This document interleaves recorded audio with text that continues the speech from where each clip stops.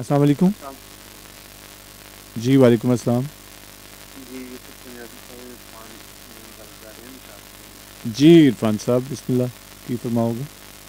जी यूसुफ पंजाबी साहब साडा मौजू है तो अंदर दी गल है। जी तो थोड़ा उच्ची बोलना है तुसी जे ते अगर कोई डिस्टर्ब हो रहे ने ਤੁਹਾਡੇ आले दुआले वाले फिर बेशक इन्ना की बोलो लेकिन ये फिर ठीक साढ़े सुनने वाले ਨੂੰ आवाज़ नहीं जाएगी ना आसी बोलोगे तो। जी यूसुफ पंजाबी साहब तो पहले तो साडे सुनने वाले नु और तानू मेरा सलाम। जी वालेकुम। अल्लाह तानू खुश रखे और सलामत रखे। आमीन। ਤੇ यूसुफ पंजाबी साहब अंदर ਦੀ ਗੱਲ ਇਹ ਹੈਗੀ ਹੈ ਮੇਰੇ ਮੁਤਾਬਿਕ हम्म। ਕਿ ਜਦੋਂ ਤੁਸੀਂ ਕਿਸੇ ਨੂੰ ਦੁੱਖ 'ਚ ਦੇਖਦੇ ਹੋ हाँ हाँ ਉਹਦਾ ਦੁੱਖ ਮਹਿਸੂਸ ਕਰਦੇ ਹੋ हाँ हाँ ਤੇ ਉਹਦੇ ਦੁੱਖ ਦੇ ਵਿੱਚ ਤੁਸੀਂ ਸ਼ੇਅਰ ਹੋਣ ਦੀ ਕੋਸ਼ਿਸ਼ ਕਰਦੇ ਹੋ ਉਹ हाँ ਅੰਦਰ ਦੀ ਗੱਲ ਤੁਹਾਨੂੰ ਉਹਦਾ ਦੁੱਖ ਸ਼ੇਅਰ ਕਰਨ ਤੇ ਮਜਬੂਰ ਵੀ ਕਰਦੀ ਹੈ। ठीक है। ਉਹ ਫਿਰ ਜੇ ਤੁਸੀਂ ਉਹਦਾ ਦੁੱਖ ਸ਼ੇਅਰ ਕਰ ਲੈਂਦੇ ਹੋ ਤਾਂ ਤੁਹਾਨੂੰ ਤਕਸੀਮ ਮਿਲਦੀ ਹੈ।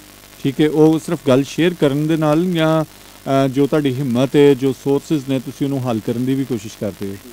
ਜੀ ਜੀ ਆਪਣੇ ਸੋਰਸਿਸ ਦੇ ਨਾਲ ਉਹਨੂੰ ਹੱਲ ਕਰਨ ਦੀ ਕੋਸ਼ਿਸ਼ ਕਰੋ। ठीक है। इसके अंदर ਦੀ ਗੱਲ ਜਦੋਂ ਤੁਸੀਂ ਕਿਸੇ ਨੂੰ ਦੁੱਖ ਔਰ ਤਕਲੀਫ 'ਚ ਦੇਖਦੇ ਹੋ हम्म। ਕਿਸੇ ਨੂੰ ਖੁਸ਼ੀ 'ਚ ਦੇਖਦੇ ਹੋ ठीक है। ਔਰ ਜਿਸ ਤਰ੍ਹਾਂ ਆਪਣੀ ਤਵੱਸਲ ਦੇ ਮੁਤਾਬਿਕ ਉਹਦੇ ਦੁੱਖ ਔਰ ਖੁਸ਼ੀ 'ਚ ਸ਼ਰੀਕ ਹੁੰਦੇ ਹੋ हम्म। ਉਹ ਅੰਦਰ ਦੀ ਜਿਹੜੀ ਗੱਲ ਤੁਹਾਨੂੰ ਇਹ ਕੰਮ ਕਰਨ ਤੇ ਮਜਬੂਰ ਕਰਦੀ ਹੈ हम्म। ਕਿ ਨਹੀਂ ਇਸ ਤਰ੍ਹਾਂ ਨਹੀਂ ਇਸ ਤਰ੍ਹਾਂ ਹੋਣਾ ਚਾਹੀਦਾ ਵਾ। ਇਹ हम्म। ਬੰਦਾ ਅੱਜ ਦੁੱਖ 'ਚ ਤੇ ਮੇਰੇ ਦੁੱਖ 'ਚ ਸ਼ਰੀਕ ਹੋਵਾਂ। हम्म। ਇਹ ਬੰਦਾ ਖੁਸ਼ੀ 'ਚ ਤੇ ਮੇਰੀ ਖੁਸ਼ੀ 'ਚ ਸ਼ਰੀਕ ਹੋਵਾਂ। हम्म।